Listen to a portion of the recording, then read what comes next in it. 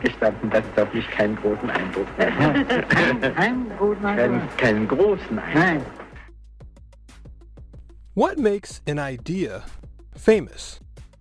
People can get known for their personality, looks, or lifestyle, but ideas aren't so visible. So why do some take over people's thoughts? Some famous ideas are true, or original, or insightful. Others aren't. This is because of something besides those traits that makes them spread. Something we don't totally know, that has quietly shaped history. And I want to talk about that today. The example we'll use is Albert Einstein. He wasn't a politician or athlete or entertainer, and he had no interest in promoting himself. But he went from working at a patent office to being one of the most famous people in the world, purely through the process by which an idea becomes famous. So let's discuss how this actually works. Normally, we think something should become well known because it's of high quality, but this never actually happens. This is because everything needs outside feelings to have enough emotional power to make people care. And without them, even a genius will be unrecognized. Which is exactly what happened to Albert Einstein when he published his first major ideas. He submits papers to the best scientific journals and hopes for the best. And the best doesn't come for a while. He was anxious. No one cared about his work until Max Planck, one of the best physicists in the world, saw it. Now, people say that Planck recognized the papers because of his expertise, just like we assume with other great theories that were undiscovered until certain experts got a hold of them. But it's actually not that simple. You see, the last time we talked about this, we made a very sweeping statement. No one who makes the decisions feels enough to publish anything for its quality alone. There must always be some personal or special element that pushes the thing over the top. And we said that this applies in its own way to experts. So what was that all about? I mean, after all, experts shouldn't need any outside stuff to know something's good. But they actually do. Why? Well, it comes down to how we judge things in general. You see, there's really no such thing as good. Things can actually only be better or worse than other things we've seen. And experts can recognize great things better because they've seen enough normal things that the great ones stand out to them. So the reaction of an expert, like anyone else, depends on things outside of the thing they're supposed to be judging. And that context effect is what fills in their need for the additional emotional power to make them excited about an idea. So, after getting excited himself, Max Planck then recommended Einstein's work to other people in the physics community. Those people who couldn't feel what Planck felt had additional feelings coming from the fact that it was recommended by someone with Planck's reputation, making those people get excited by Planck's excitement and want to share Planck's opinion.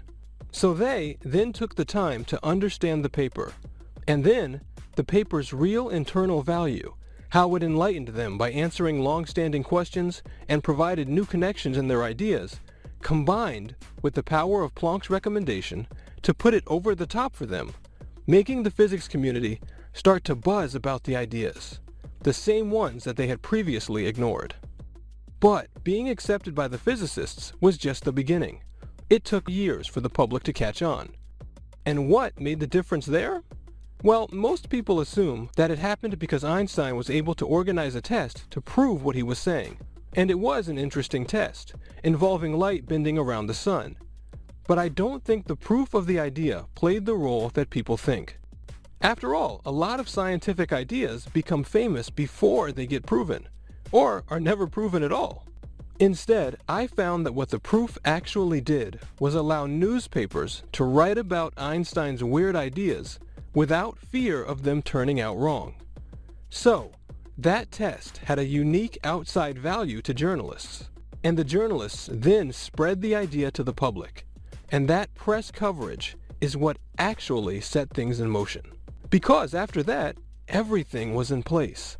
We had an idea that in itself was deeply interesting and enlightening, that was also creating social change among scientists, and which was being proposed by a very likable person with an inspiring personal story, and who might also have been the smartest person in the world, giving him that special something we talked about. And in fact, there were even fights over the idea, creating even more tension and interest. When you combine all of that, you can see that the discovery of relativity, for all its own brilliance, was a unique event in history, just in terms of the sheer emotional weight of all the events and personalities around it, causing a worldwide phenomenon that people assumed was solely due to the brilliance of the idea itself. And that is how ideas really spread. It's not about how insightful or original or true they might be. It's about what they do for people. And in this case, the amount of emotional weight they have. And from the moment we're born, every idea we take in has a certain amount of emotional weight behind it, which we come to expect, and that an unknown concept can never reach. So, at each step, a new idea or new anything is helped by outside factors.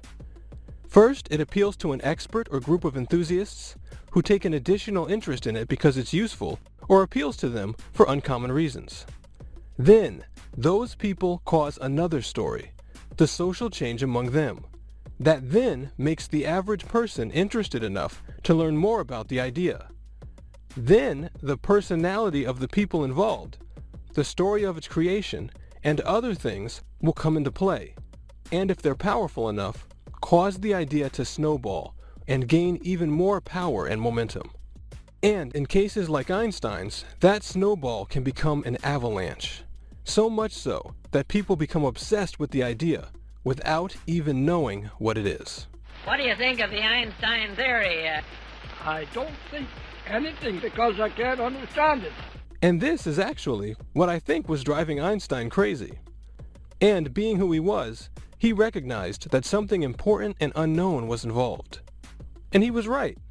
This step-by-step process, where external factors spread ideas, has played a huge role in our history, from the spread of philosophies to the fate of famous people, and even the founding of nations and world wars.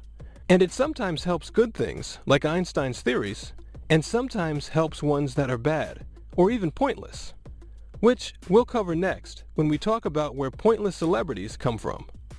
Thanks, and see you then.